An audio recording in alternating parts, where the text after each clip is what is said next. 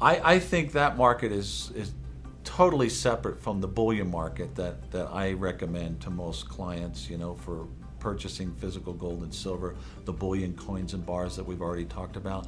Numismatics is a totally separate market. It operates on totally different circumstances. It does not move in lockstep with rising gold and silver prices. And unfortunately, also, a lot of dealers that are not on the up and up, in my opinion, they don't want to sell the low-priced, low-commissioned bullion products like I recommend.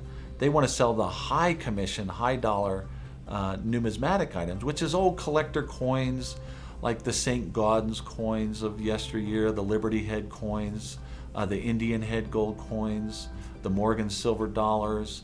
These things are graded. They come in plastic, hard plastic cases with a grade of MS65 or MS63 or whatever. And the price of those items is very high in comparison to their gold or silver content.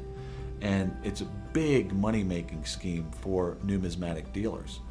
You want to sell a gold coin that you make $50 on, or do you want to make a sale that you can make $10,000 on one coin, right? Well, it gets ridiculous. It can get very, unfortunately, a lot of unsuspecting people get taken advantage of. The best example I can give you is several years ago, one of my clients called me up and said, Greg, I have this friend. She's desperate to talk to somebody who can help her understand why she's in the dilemma she's in. Well, she called me. I agreed to talk to her. She was from Long Island. She had $90,000 and she wanted to buy gold 1-ounce eagles. She called the biggest gold dealer in the country, who sells numismatic stuff as well as the bullion. And when she was on the phone, she told him she wanted to buy gold eagles. But the dealer, the salesperson, wanted to make a bigger commission. So he convinced her to buy his high commissioned, numismatic stuff. Okay. So at the time, gold was $400 an ounce. Had she bought eagles, okay, she would have paid probably $450 an ounce with the commission to the dealer. Okay. Fast forward years later, she gets herself in trouble in some real estate transactions that some real estate she had. Gold is at $1,600, 4 times higher. Okay. She quickly called the dealer because she had to liquidate this gold, this numismatic gold. And the dealer, when she asked, well, how much do I get back? She's thinking in her head, oh, gold's $1,600 an ounce, 90,000. I should have about, $360,000, right?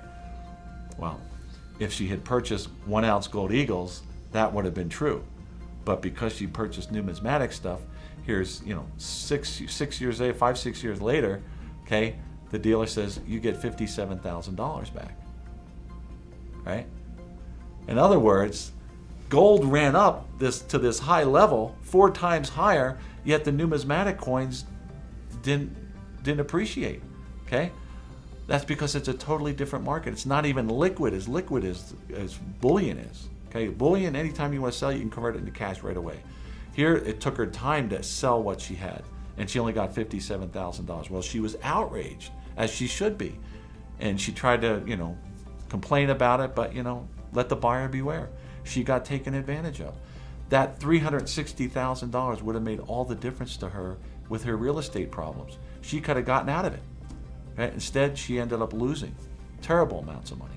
So I can't stress this enough, that numismatic is for collectors. If you're a collector and it's a hobby, then sure, but just realize what you're paying for that. You're paying insanely high commissions. I told her, I said, the day you sent in that $90,000 check, the dealer probably pocketed $45,000. So, in all the years from the $45,000 it was really worth, you've only appreciated up to $57,000. She was devastated, but she was glad I could explain it to her and it helped her.